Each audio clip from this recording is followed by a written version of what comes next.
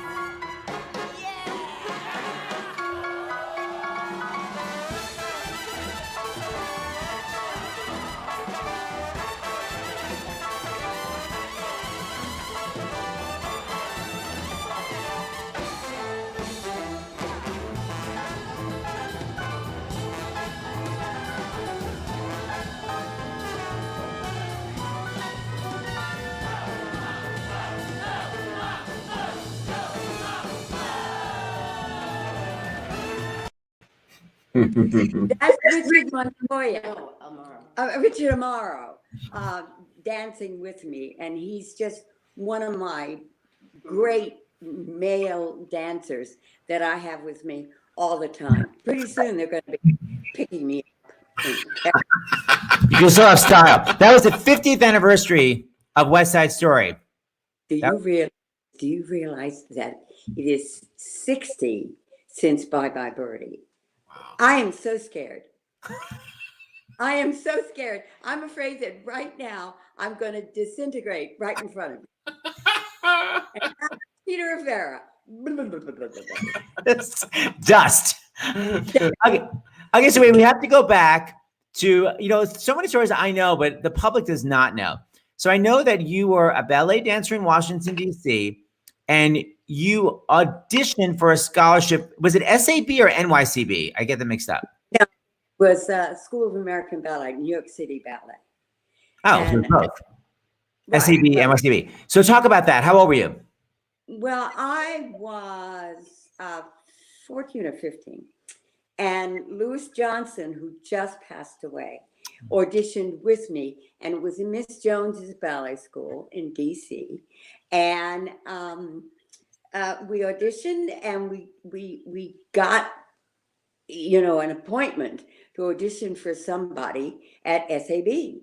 Don't you look cute, you two?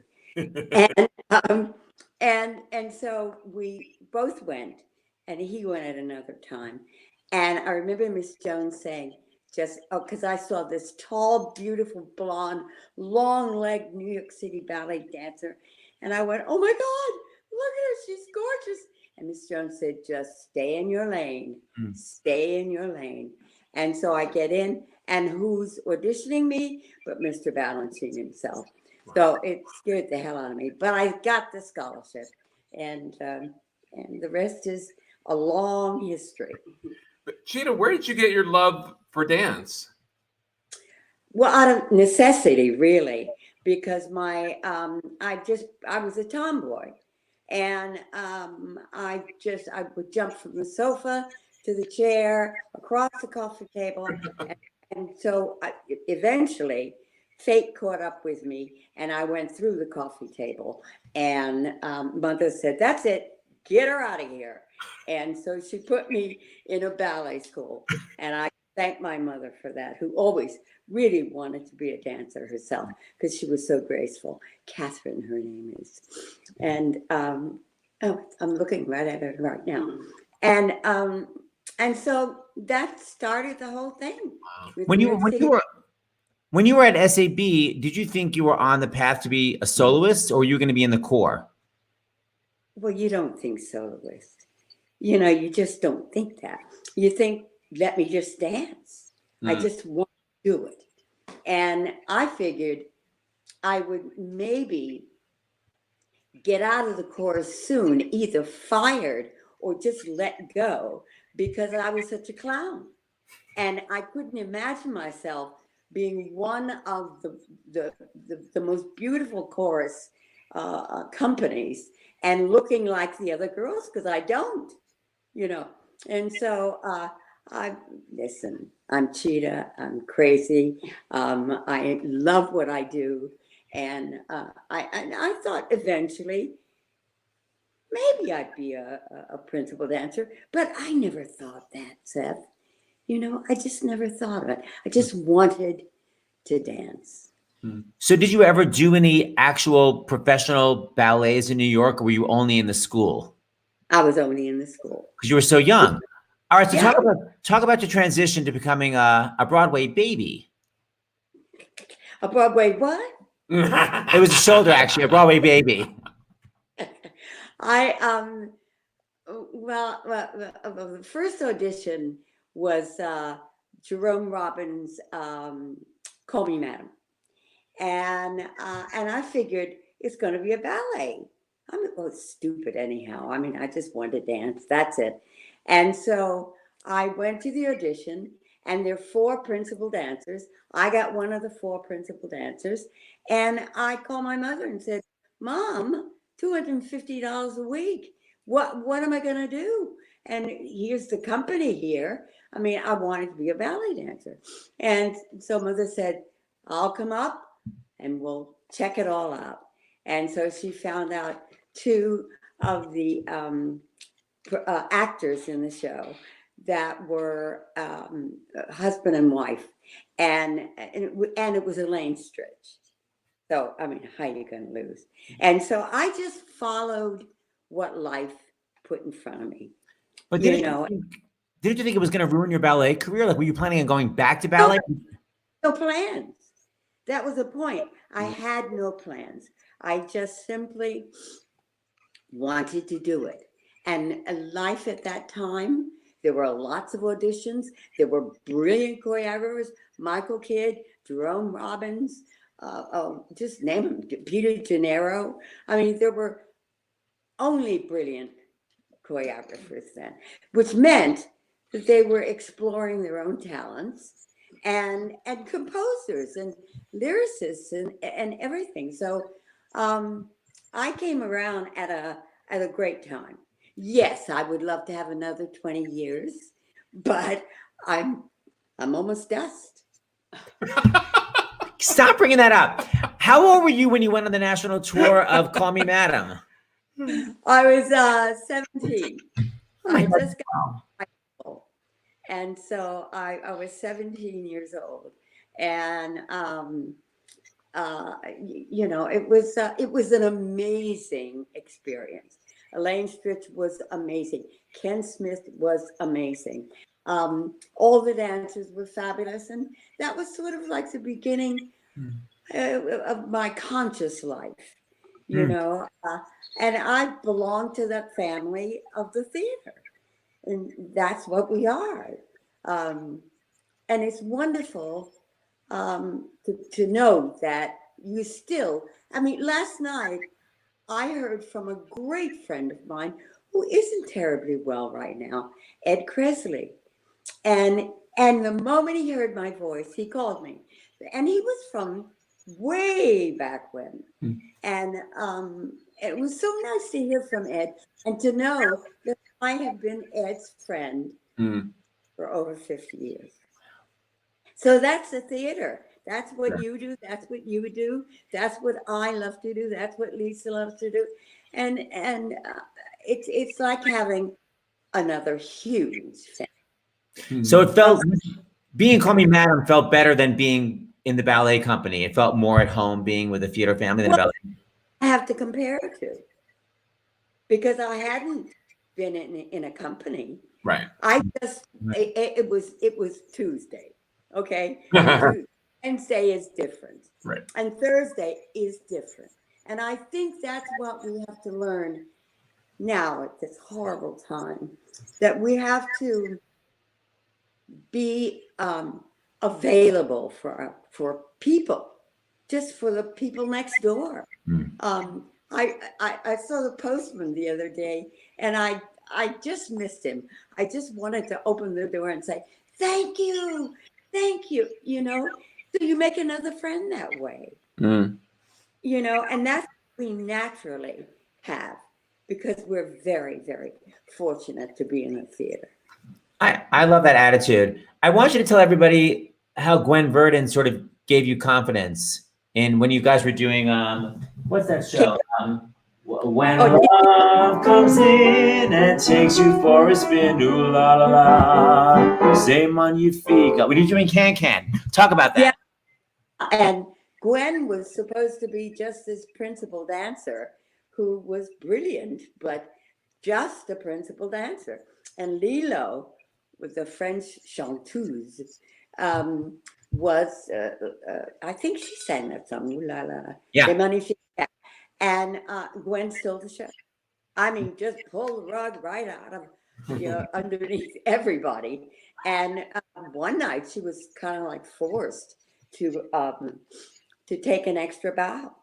She was so fabulous. And they were auditioning for her understudy. And at that time, you didn't even peek in a star's dressing room. You know, you just went by, and if they said hi, you say hi, and very respectful. And so she called me into the room and she said, Chita, I really think that you should be a little more sure of yourself and go out for parts that you can create yourself. And it was the first time anybody had said that I was that blob, that I had my own space, that I had my own name, that I had my own gift. And she gave me the courage to say, hey, hi, everybody, here I am, you know, and explore whoever I've ended up being. You know what I'm saying? Am I making any sense at all? No, I love it, because you were trying out to be her understudy, and she was basically saying, don't be my understudy, be your own thing. Be your own person. She said, you don't have to be my understudy. You should be your own person. And that gave me so much guts. And then how crazy that around 20 something years later, you were starring equally opposite her. Did you feel that? Did you go, oh my God, I've made it? You bet I did. You bet I did.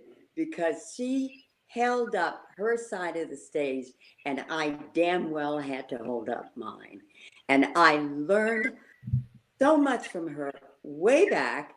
And then now I'm standing on stage with a top hat and cane and tails and cute legs, and there's this redhead in front of me, and I'm going, oh my God, that's Gwen. I've really come a long way. Really is what I said. It's wonderful. I have this little clip of you guys doing Hot Honey Rag, and I love how, just on a side note, right before you do the cartwheel, you pretend, oh, my leg is really loose, but it's actually the most amazing Batman. It's so high under the guise of, I'm just being free, but just watch how the leg goes so high up right before the cartwheel. I mean, right after the cartwheel. Here we go. Here, take a look. Take a look.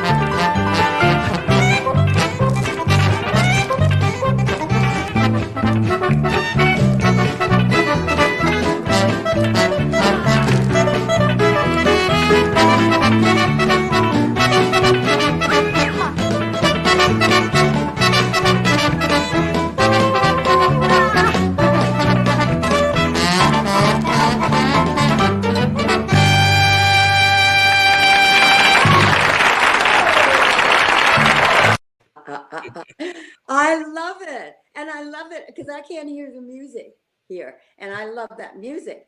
But just being able to see those great steps that Bobby gave us to do, and how together we were. We kept our eyes on each other, and so I just copied what she did, and I'm sure she did the same with me. And so, oh my God, you guys are bringing back such wonderful memories, and it could only happen in the theater. That's right. Speaking of the theater, let's talk about this. How you got this gig? Oh, that's Robin. That's Jerry Robbins. Right beside that's Peter Gennaro. Can you hear me? Yeah. Oh, great. And Jerry's looking down at my feet like he's about to learn something. That's a joke. And there's gorgeous, brilliant Peter Gennaro, who actually choreographed everything that we did as Sharks in the show. The That's Mambo? never known until many years later. Peter never got the due, but that's the way life is. You have to take it as it comes, try to make it better if it doesn't feel right. And Peter was absolutely one of the most amazing choreographers that I can thank him for a lot of stuff, a lot. Do you remember the dance audition for West Side Story? Yeah, because Kenny, what's Kenny's last name? Kenny Leroy. He was my Bernardo, but at that time he was just a boy that was, auditioning for the show. And Jerry, being the genius that he is, put us together, and it was perfect. And we just sucked up each other and came out with that. Kenny was, he got it that day. I got it that day. No, the first day we auditioned without the partners. The second time we auditioned with the partners. And it was so hot. I mean, just like Hot Honey Rag. I mean, that's really hot with those two. Anyhow, that's enough. You can focus. Go back. I want more details. Were you told at the audition that you got the part, or did you get a phone call? I love those, how you people get roles. I was never asked that question, and I don't. I remember that Larry Kurt, Carol Lawrence, and I went down to the bar next to the Winter Garden Theater, and that's when we knew that we had the part. So we must have been told at the audition. Wow. I'm so glad to ask that. And I remember Larry, God love him, I just adore him, said, oh yeah, it's just my luck. I'll walk outside on 6th Avenue and get hit by a bus. I finally get the role that I want in my life, and I'll probably get hit by a bus. Well, he wasn't, thank God. Thank God is right. Gina, when you went in for the audition, was there already buzz about the show because of the creatives attached to it?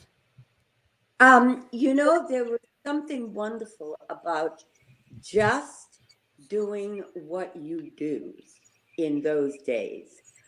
We did not get involved with any of the gossip. We did not get involved with we never knew what went on behind closed doors. With all the great, the Stephen Sondheims, the Arthur Lawrence, and the Jerome Robbins. So nowadays you could turn your television on, right? And and somebody's business is all over the television set. So there must have been. I mean, I know in the dance community, we all wanted that show. Okay. I knew that because we knew it was going to dance. we knew that if we got that show, we were going to dance our butts off. Okay. And that's all we wanted ever since I was 7 years old. Can you tell people the story about what happened right before when you went to open the door and confront Maria? Well, Arthur Lawrence had just said to me before the rehearsal, he said, and he quietly said it. He said, let me just tell you a little secret. You know that coat that you bring in, that's Bernardo's? And I said, yes. And he said, now you have it in your hands. That's him in your hands. There's blood on it. There wasn't, of course, but there's blood on it. And just imagine, and when you hang it up, just touch it. Well, when he told me that, my imagination just went bananas with me. And I got all choked up, and I started to cry. And there was so much information in that, section that he told me about. And then I was to go to the door, and it was just a door. And on the other side was Maria, who was Carol Lawrence, who was brilliant in the show. And there was the bed and the window that the scene before, Tony had been with her. And he jumped out of the window when he heard me knock on the door. And so I worked fine for such a long time. And then I went up to the door one night, and the audience was there. And I went up to the door, and I knocked on the door. And who is it? It's Anita. Open the door. And she said, and then she's supposed to go and unlock it. Well, she went to it, and it would not open. It was stuck. Now, this is real life. God. Suddenly I went from drama to real life, and I was about to find out what I was, how I was going to do it. And I said to myself, I have got to make these people believe that I went through this door when I'm actually going around the set. Absolutely. Around the set. So I just said it to myself. And this is what I want to tell the kids. They've got to believe it. They just have to believe it themselves and just keep going. And so I went around the set, and I just kept going, and not one person laughed. And I went, oh my God, I got away with it. Yeah. Oh my God. And So it always happened in the theater. You said, open this door. Open the door. She didn't open it. So you magically walked around it and nobody left. I really walked around it. I magically went through it. By the way, so many people are listening in. This is the wonderful Sasha Charnin, Martin Charnin's daughter, who wrote, my mother, Jeannie Charnin, was her understudy on Broadway. I love Jeannie. Was it? Yes. Sasha, sweet Sasha. Yeah. There's some people that you think will never pass on and will be here forever. And her dad is one of those people. Yep. Martin Charnin. And he was in the original of West Side, and he wore those black horn-rimmed glasses and that funny hat with the brim that was, up around the whole thing. And he was just phenomenal in that show. And I thank Sasha for So thank you, Sash. All right, so Chita, since you're about to disintegrate into dust, we actually have a doctor here to help. you. Here's Dr. John LaPook. No. There's nothing death-like about you. That's right. Dr. LaPook is the chief medical correspondent for CBS, and he always does our shows whenever he's available, and he gives us the latest medical updates, and we ask him questions. And this is probably the longest we've gone without seeing you. It's been, 2 days, Dr. LaPook? 2 days. You're 2 days to see me. I'm looking at the questions that people are sending in. John from St. Louis asks a really good question. He said, I've been wondering, we hear about washing hands frequently and not touching our face. because viruses enter the body through the nose, eyes, and mouth. Why don't we hear about washing our face frequently? Oh. That's a good question. And I think the reason is that it's too late. Whatever, the horse has left the barn. I've just been reading these articles, and particularly one from Germany, about where it and how it replicates the virus. And basically, it's replicating up here in the throat and the mouth very quickly, which makes it a little different than SARS back in 2002. It doesn't have to go into the lungs in order to replicate. So once it's in your mouth, it's already too late to wash your face after you've already touched it. It's in there. But it's really interesting. People are going to have to get a little sophisticated about interpreting the news now, because we're seeing reports that the virus can be recovered from the nose and the throat 2 weeks, 3 weeks after somebody's sick. But some more sophisticated research is showing that it's only infectious. It's probably only infectious for less than that. So in culture, when they tried to then take that virus and grow it in a culture and show that it's actually doing something, one study found that it lasted about 8 days, or so. So stay tuned. I think this is going to confuse a lot of people, because if you've had COVID, when can you go back? Right. And we have two different recommendations. One is the CDC. The CDC has two recommendations. One says either no fever for 72 hours without any medication to lower fever, but you're feeling better and it's been 7 days since you first got symptoms. The other way is to have two negative tests at least 24 hours apart. Well, we now know that those two negative tests, you may still be positive 2 weeks, 3 weeks later after symptoms, and yet you may not be infectious. Oh, that's better news. So the same thing we talked about fecal shedding of virus, and now it's looking like in this one study from Germany that yes, you found the virus there, but it wasn't able to be infectious. So I'm sorry to do this to everybody. It's one of these things, physicians are comfortable with uncertainty because it's what we deal with all the time, but people want to have the answers. And so you're getting a sense of what we go through all the time, which is things change, we're rolling with it, we're trying not to be cocky and say, well, this is it. This is it today. Right. Tomorrow could bring another day. Right. We have one more question. They say, wait, where is it? What are your thoughts on people who've been getting a second case of coronavirus? Is that really happening, or is that spin? No, I think the problem is that the test, the PCR that looks for evidence of infection, we know that it can be falsely negative. So picture the person who is destined, who really has it back there for 2-3 weeks, but it's falling down, and after a while, it's really not infectious, right? So they get tested the first time and it's positive. The second time they get tested, it's negative, but it's still really there. They just missed it. Either the test didn't do the right thing, or they sampled an area that didn't happen to have virus.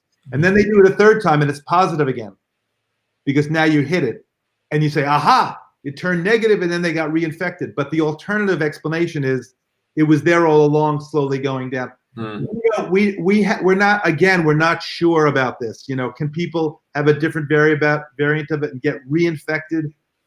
Anything is possible, but it's not what usually happens with viruses. You usually get some degree of immunity. And the other question people have is, if I've been infected and I have the antibodies, right, can I get infected again? And we're not sure about that. And also, you're going to see, we're going to do a story on this tomorrow on CBS This Morning.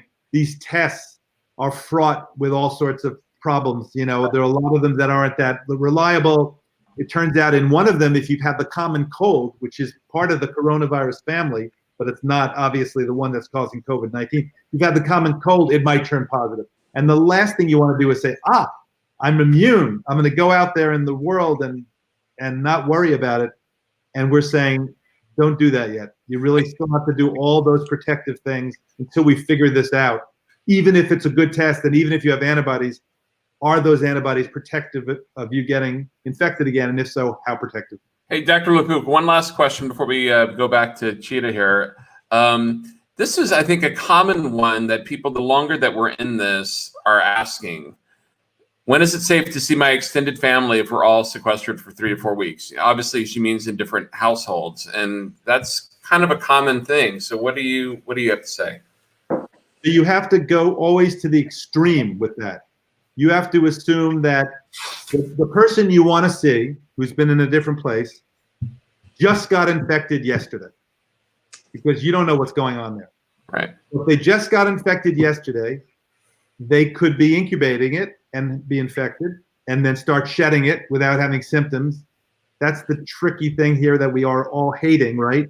That you could be about to get symptoms, but in the 1 to 2 days before you actually get symptoms, you're shedding the virus.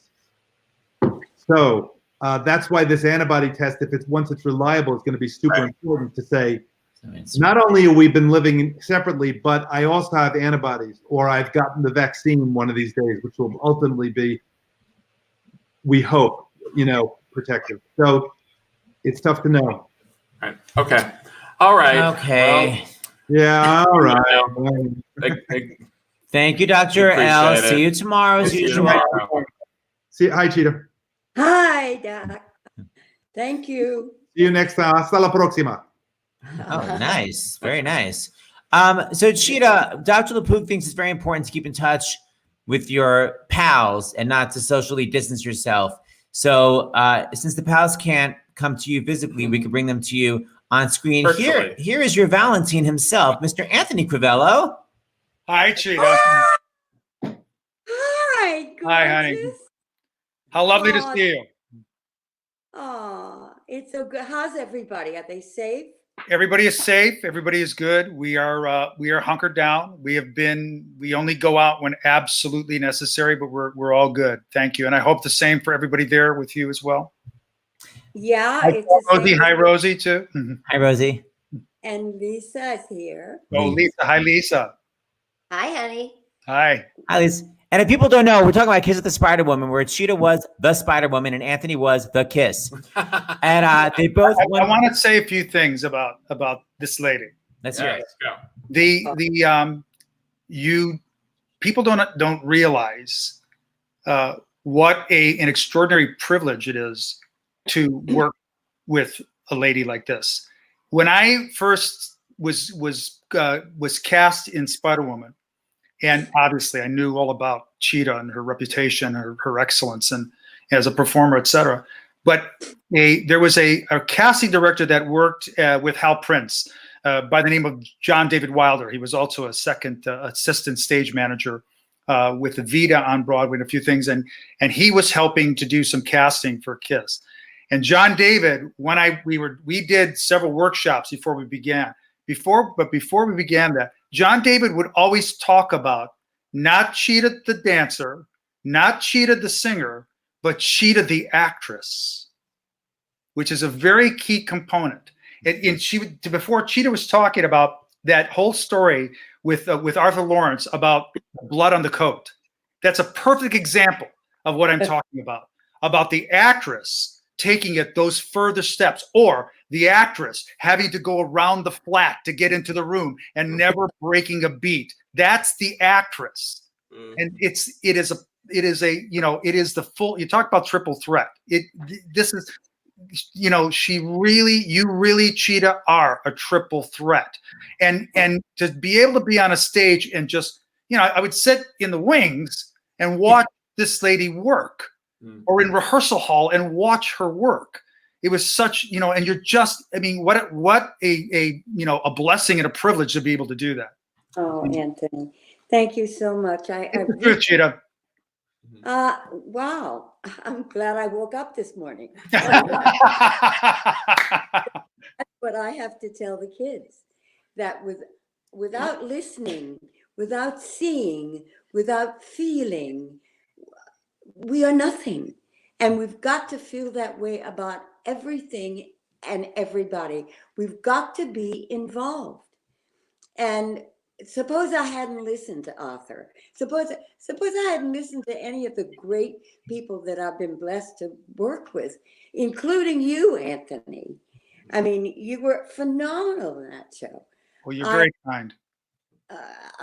Where would we? And she just did something that that Cheetah was talking about before. Cheetah was talking about the fact that Gwen Verdon handed her this nugget of approval and said, go out there and do it yourself. That is what this woman did to me and to countless others, encouraging us to go out there and just do it and seize the moment, you know, and if you will, to a certain degree, grab your stardom as well when the moment is presented. And I mean, I just like, let me tell you, here we go. This is a gift from Cheetah, which was in Toronto, opening night.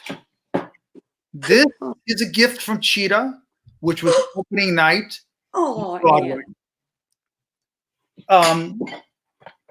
Here we are with Brent and myself and Cheetah on opening night in Toronto. These seminal moments, and this is backstage in London with Valentino and Placido Domingo, who came to see the show there. And oh, God. I mean, there were just these theater experiences, and you know, again, what Cheetah was talking about the door. It's a thing that makes live theater so remarkable, because right, Cheat, we just never know what's going to happen. You don't know what's going to happen, and the moment, Anthony, the moment is every moment. We've got to listen to as many moments as we can, because we never know when that moment is. And every moment is important, I think. I mean, I feel better when I look into my friends' faces. Yes. I feel better. I feel cuter. I feel sexier. Because I got guys out there now. And you are. I get, you know, I just feel full because we're sharing something. We're sharing moments. Yes. And yes. that's exactly what we have to do. You know, I look over the course of your career, Cheetah, and you're right there with them. But the bevy of people that you have worked with, the directors, the pedigree of people that you have worked with. Oh my God. Yeah. Oh yeah. And I'd be an idiot not to know that. Mm-hmm. So that's why we didn't have much time for the gossip, guys. You know what I mean? That's why I'm glad I didn't know what went on in that room between the geniuses that, you know, wrote all these or created all these shows that I was fortunate enough to do. But we had no time for that. That was their moments. We had our own. And so that's it. You know, I got to play piano on Broadway for Kiss of the Spider Woman. I was an understudy. I was a sub piano player for the lovely Jeffrey Saver. He gave me my chance, and he's watching right now. Oh, please give them both my love. I miss them both. Hi, Jeff. Jeff, and as you know, Seth, Jeff is such a great guy and so talented too. Yeah. Oh yeah. Here's a little cheetah in the web, as we say in the business. When you let's see if I can find that. Hold on. Do I have it here? Wait, actually, wait. Where is it? Maybe is it this craziness?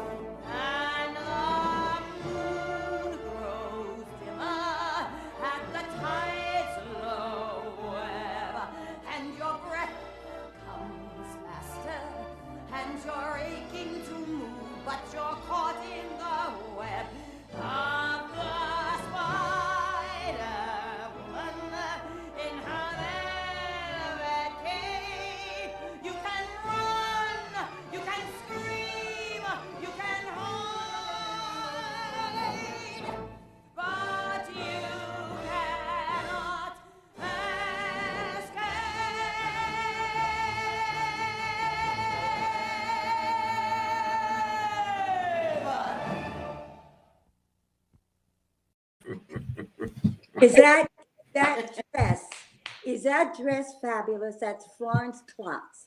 And she created, just like Hal Prince put the entire cast together. Everybody was right, you know? everybody was right. They did their roles exactly as they felt it and exactly as they were directed. And it was the same every night, except it's still exciting. I mean, Gina, go back to when we were before the rehearsals, before we went into when we were workshopping this thing again. Right. What she's talking about. The show had been done at SUNY Purchase, Right. That's right. and the critics wanted to see it, and they were charging tickets, and the creative team, Hal in particular, was saying, please don't come, please don't come. They came in and saw it and said, it's not worthy.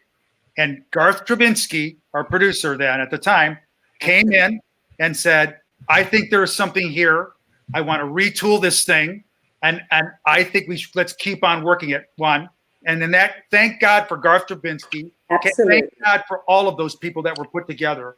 But then, like I said before, all of a sudden assembling a new cast, hey, Cheetah's going to play the Spider-Woman now. And the bar is set. Mhm. So you're like, I got to raise the bar to meet this, because it's that, like I said, the pressure of like, this is a show that they said would fail. Yeah. Right, Cheetah? Yeah. And look, 6 months in Toronto, 6 months in London, continuing company, come to Broadway last minute, and the rest is history. What I love, you all won Tony Awards. You know, by the way, Cheetah, Anthony has a little gift for you. Anthony, you're gonna Yes, let me bring this up. Let me see. So Seth, an hour and a half before we before this broadcast, Seth sent me this. This is for you, Cheetah.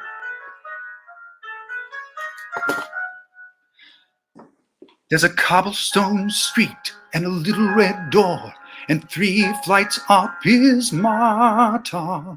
Waiting there is Marta.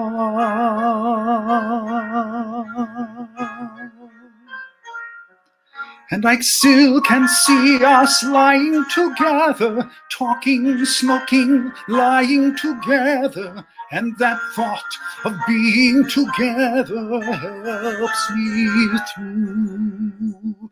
So I close my eyes and I hear her step, and I know she's come to hold me. So my senses stir,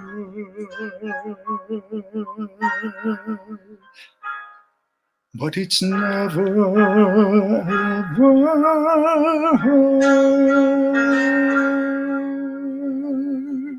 It's just a dream of her.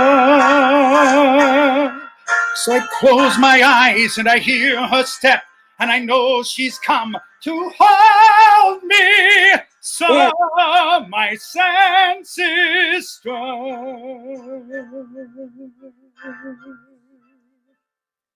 but it's never ever.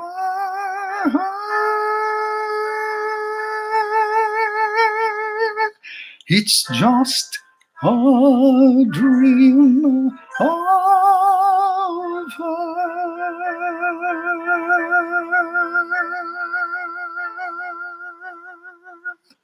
Oh, Anthony. Oh, thank you. Oh, please, you please, are. honey. What you have given to me and to so many people in the Broadway community is insurmountable. And we are so fortunate. And I know with your whole career, we are so fortunate to work with the likes of the God rest his soul, Terrence McNally and Fred Ebb and John Kander and Hal Prince. I can go on and on and on. And it's like, this is what, James and Seth, what you've been talking about. I see this on all of your broadcasts. Mhm. It's just the privilege of being in the theater too. It's a privilege. It's a privilege. I mean, we're so lucky too. And you get to work and collaborate and talk, just share with people like this, like in this forum, and with a broader audience. Yeah. And you get to have many moments. And you have just given me, and Seth and James, you've just given me another moment that I will never, ever forget. because that was so your heart.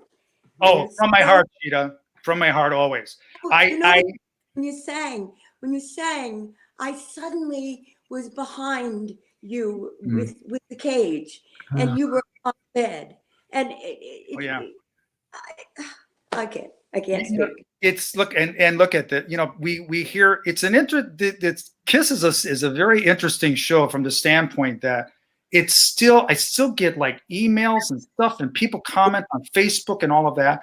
The impact that show had on people in the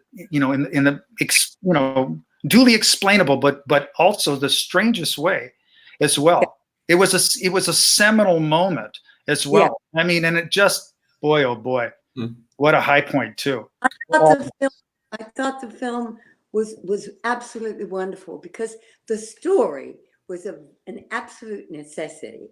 It had to be told. It had to be exposed. It had to be dealt with, and still does. But to see you guys come alive like that in that cell, that tiny little space, was extraordinary. And let's talk about the designers of this show too. Jerry Sterling and Howell Binkley. And I mean, it was just radical. The lighting design of the show. I mean, both of them just brilliant stuff. Well, I want to thank you, Seth and James, for totally messing up my makeup. and making me turn into dust before I have to. Well, James, just talk about, because it's so full circle for me, because talk about your obsession with Spider-Woman, because now we're such good friends with Cheetah, but. Well, yeah. I mean, Spider-Woman, its impact on me is severalfold. One, I saw Cheetah do it in LA. It was the second to last week that she was at the Amundsen, and they had $15 seats that were in the box seats for students and Rush. And I saw it on a Tuesday, and I was so mesmerized. I went back on Thursday and brought a friend, and then I went back on Saturday, a friend, and then I did the same thing the following week. But I could see in the wings, and I could see who Cheetah was with all the boys in the show, and how she would just how much they loved her, respected her, and how she, in the opening number that she was on stage, that she made sure she connected with every single chorus member, every one of those people, whether it was a squeeze on the shoulder or a look, she made sure she connected with every single person. And so, I got the nerve to like get her like a dozen roses and like get her, no, would you sign, my CD cover? And she did, and she brought me back and we did a picture and then, when we did, when we did What the World Needs Now Is Love, I was still too scared to go. He wouldn't speak to you when we did that big recording. He was too nervous. And we had already done the recording. And then when we were at NBC, I think I told Seth, it's like, I'm too nervous to go to her. And she was like, what the hell? And she gave me a hug and posed for a picture. But for me, I'll tell you the impact of just the show in general. I had that, and when was that? 1996, that I saw it in LA. But then I moved to New York, and then 9/11 happened, and I moved back to Texas. And I thought, there's nothing. Why be an artist? Why be an actor? I need to go in the medical field. And of course, now more than ever, that's of course very important. But it wasn't for me.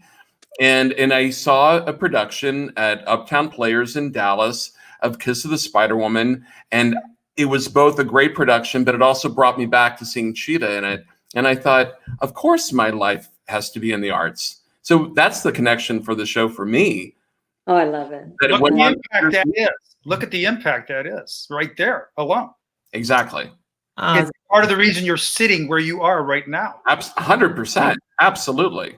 So that's what Kiss of the Spider-Woman did for me. You're absolutely right. I would not be sitting here if it weren't for the show. And I just want people listening to know that was the original key that Anthony was singing. Very impressive, Anthony.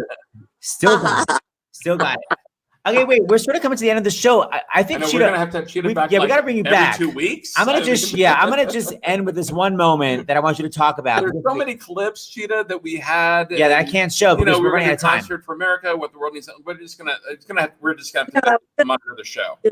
I'd love to do it again. Okay, good. So we're gonna bring you back. So I want you to just tell this one thing because this is the fun story. Can you talk about filming Sweet Charity and because that's what I love about Cheetah, because I feel because you're so kind, you attract kindness. Talk about the kindness of Shirley MacLaine when you guys were doing, you know, something better No. than this. You're a show off. You know what? I can always do this. Uh-oh. Bye-bye, Cheetah. I like your attitude. Okay, she's back. She's back. Now, you were saying here. Okay, as I was saying before, you casually leaned over and played a million notes at one time. There's this one shot that they always do, and we lost Paula, I believe, this year. Yeah. We lost Sweet Okay, Paula Helene. and Paula Kelly. And so we run up the Shirley's in the middle, naturally, and I'm on her right, and Paula's on her left. And Fosse had said, girls, he called the two of us aside and said, no matter what you do, you have to make every single take your best take, because I'm taking Shirley's best take, which is exactly the way it should be. So we hit the top and we hit this position and we spin around and then we jump off, we run down the thing. Now, I'm in the front, as I said, and Shirley is in the middle. So she can travel further because we come down in a diagonal form. And Paula can fly. She can do, and she could fly anyhow. And so I came off, and because I like to fly, okay, that's a take. It's a take. And I went. Why? Because you missed the formation. You mean because you went too far? I went beyond what I was supposed to go. I knew I didn't do it right. That comes from working in the chorus, which is great. You have to work in the chorus. But anyhow, so I hit it, and he says, that's the take. And I went, and so Shirley said, hold it a minute. What's wrong, Cheat? And I said, well, I'm just not happy with that. I mean, I just didn't do it right. She said, hold it 1 second. Bobby, can we do that take again?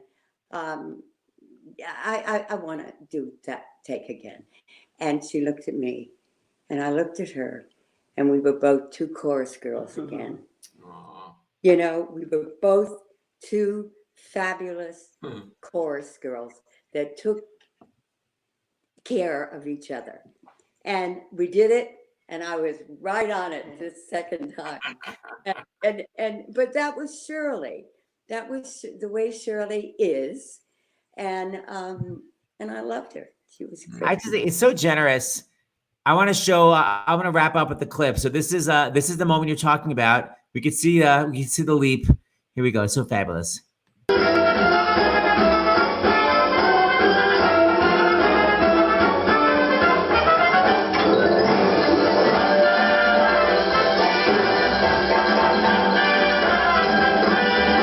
When I find me the kind of life I can live, I'm gonna get up.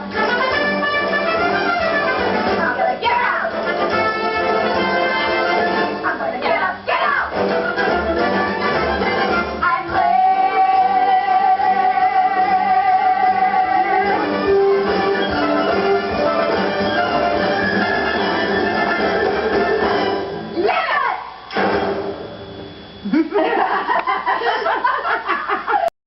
I'm Don't fool around. Oh, I'm so glad.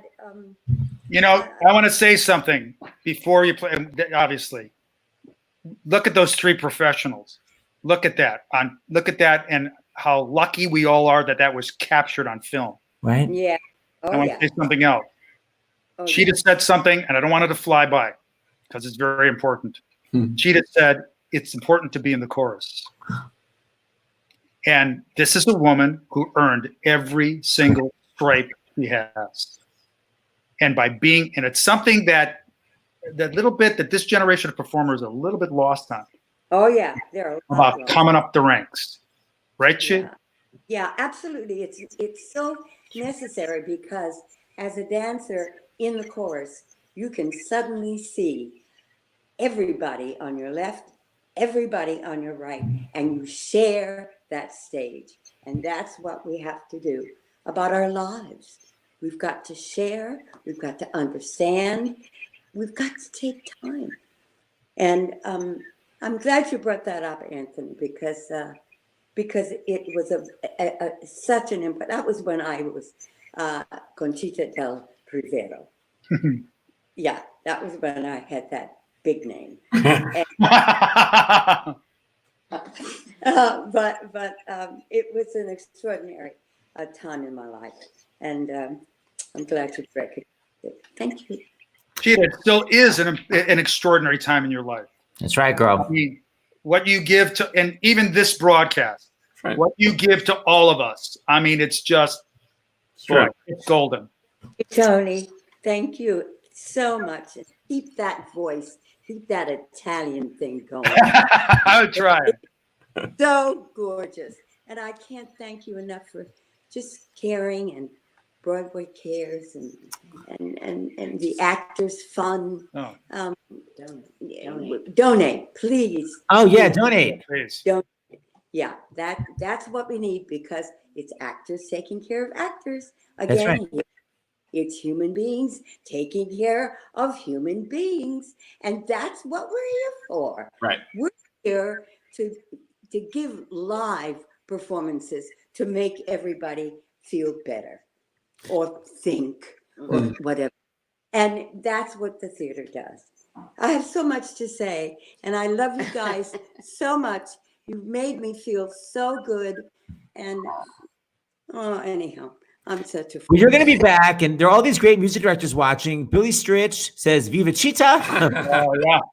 Michael Orland from American Idol says, yes, Billy Stritch. So, everybody loves you, Cheat. All right, so tomorrow at 2 o'clock, I don't even know who the hell we have tomorrow. I'm so We good. have Mrs. Doubtfire, Rob McClure. Oh, the cast of Mrs. Doubtfire, which was in previews when Broadway shut down. So we have the whole cast of Mrs. Doubtfire. Sorry, and then tomorrow night at 8 o'clock, we have a Difficult People reunion, the Billy TV show. Eichner and Billy Klausner and Jay Yes. Martin. Yes. So, Cheetah, you're going to come back. We still have to we got to cover Bye Bye Birdie and Chicago. You know, this is like the first of like 10 appearances Yeah. you're going to be making, you know. Okay. I Okay. miss you. Anyhow, I miss you terribly. And Anthony, you're not going to come back to New York. You got to come back here. Oh, believe me, I'm trying. Okay, good. Anybody asked me to come back to New York, I had a one-man play that I was about to go on tour with. And unfortunately, because of the pandemic, we had to stop. Where I was portraying the basketball coach, Al McGuire, in a production that was McGuire by Dick Enberg. And so that I was hoping that, you know, it was Dick Enberg's dream to bring McGuire and Al back to New York.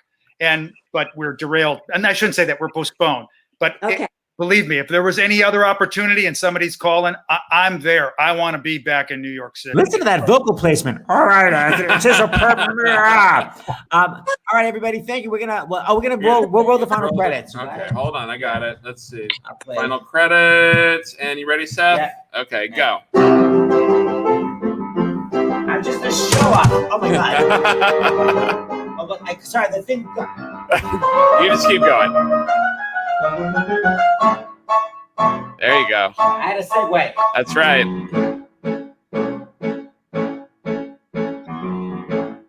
I got to segue to another. He is going in the army. I don't know what the hell. There's so many damn shows. There you go. Of course. Don't have heard it. I can't. All right, peace out, everybody. Thank you. Bye, everybody.